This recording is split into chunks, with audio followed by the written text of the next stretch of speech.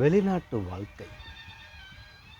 வெளிநாட்டு வாழ்க்கையில் நிறைய பேர் இன்றைக்கி இந்தியாவிலேருந்து மற்ற நாடுகளிலேருந்து கூட போயிருப்பாங்க.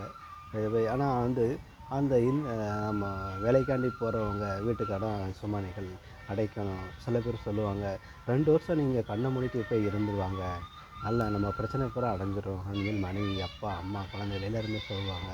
ஆனால் அதையும் நம்பி இவங்க 2 வருஷம் நம்பிக்கிட்டு போவாங்க. ஆனால் அங்கே போய் விசாவில் இருந்துட்டு பைசா எல்லாம் பிடிச்சி போவேன். கடைசி அந்த 2 வருஷம் பைசாவும் அனுப்ப நமக்கு அந்த கடன் சுமைகள் குறைந்த பாடு இருக்காது. இங்கே தான் 72க்குள்ளே எடுத்து வச்சுக்கிட்டே இருப்பாங்க, கடனை வாங்கிக்கிட்டே இருப்பாங்களே, திருப்பி எப்படின்னு அங்கேருந்து வர முடியும்? சொல்கிறது புரியுதா? 2 வருஷத்தில் வந்துடும்னு சொல்லிவிட்டு ஏஜெண்ட்டு முதற்கொண்டு எல்லாருமே சொந்தக்காரங்கள்லேருந்து அனுப்பிடுவாங்க.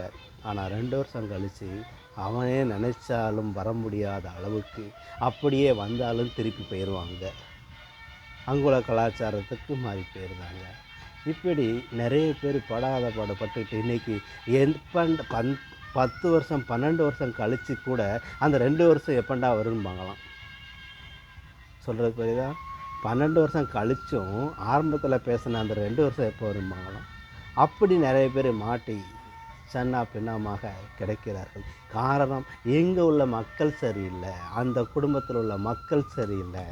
காரணம், அவங்க நிறைய கடன் வாங்கி இப்போ பையன் வெளிநாட்டில் இருக்கான்னு சொல்லி கடனை பூரா வாங்கிட்டு கொட்டி 72 82 குழுவை வச்சுக்கிட்டு லோனை வாங்கிட்டு அதை வாங்கிட்டு இதை வாங்கிக்கிட்டு அடப்பான். என் பையன் வெளிநாட்டில் இருக்கான், ஒரு 50,000 கொடுங்க, என் பையன் வெளிநாட்டில் இருக்கான், ஒரு 10,000 கொடுங்க, என் பையன் வெளிநாட்டில் இருக்கான், நான் அதை சீட்டை போடுவேன்.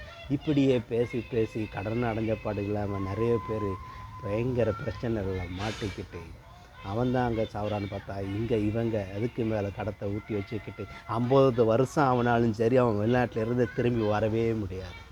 நீங்கள் கடனை கரெக்டாக அடைக்கணும். கால்வயிறு கஞ்சி குடித்தாலும் கடன் இல்லாத வாழ்க்கையை வாழணுங்கிறத ஏன் சொல்லியிருக்கிறான்? அந்த அளவுக்கு நீங்கள் கடைப்பிடிச்சிங்களா? இல்லை. மற்றதை பேசிட்டு என்னதுக்கு? அவன் சாவுதான் கடக்கிறான்னு சொல்கிறீங்க.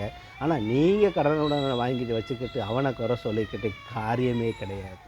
அதனால் முதல்ல நீங்கள் திருந்துங்க என்று சொல்லிக்கொண்டு விடைபெறுகிறேன். நன்றி, வணக்கம்.